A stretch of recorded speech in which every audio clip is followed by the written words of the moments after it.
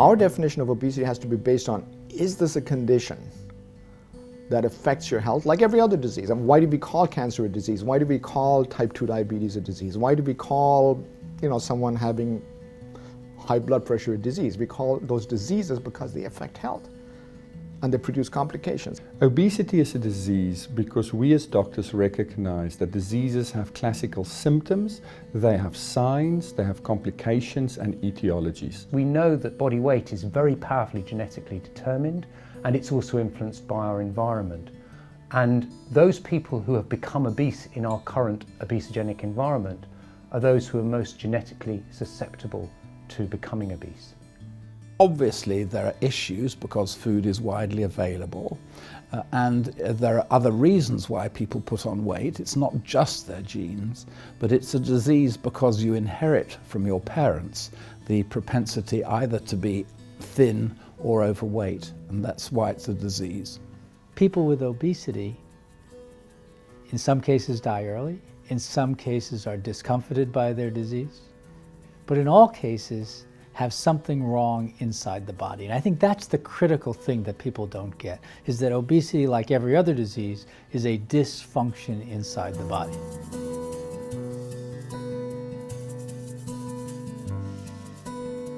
I think as a society, we have become used to the idea that people who put on weight have put on that weight because they are greedy, because they are lazy, and we tend to see someone who is obese and we put those labels on them without actually thinking about the consequences for that person. So that is, in my belief, wrong, but it does create a stigma that people with obesity will suffer from because of this negative perception. Another reason is they realize that obesity has suddenly become this rampant epidemic. And they say, well, how could that be a disease if so many people have it, if it's the majority of people who have the problem? And for that, I would say, we live in a world that's obesogenic, that promotes obesity. We also live in a world that promotes a variety of other diseases, and that's just the world we live in.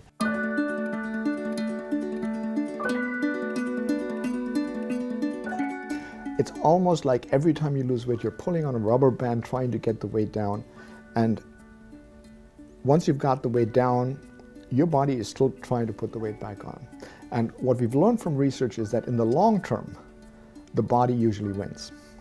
So most people who try diet and exercise, it really doesn't matter what the diet is, what the exercise is. It doesn't matter how motivated that you start out. At the end of the day, when you follow people over time, the body tends to put the weight back on. And we understand why the body does this or how the body does this, because we know that the body defends its body weight through a very complex biological reaction that involves a lot of hormones that control appetite.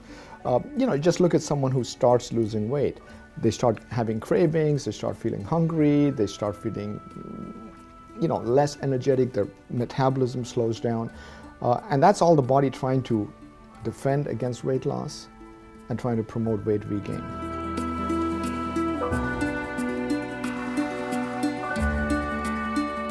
If we approach obesity similar to any of our other chronic diseases, we know we're going to make a difference. We know we're going to make people healthier. We know we're going to prevent the complications of this disease.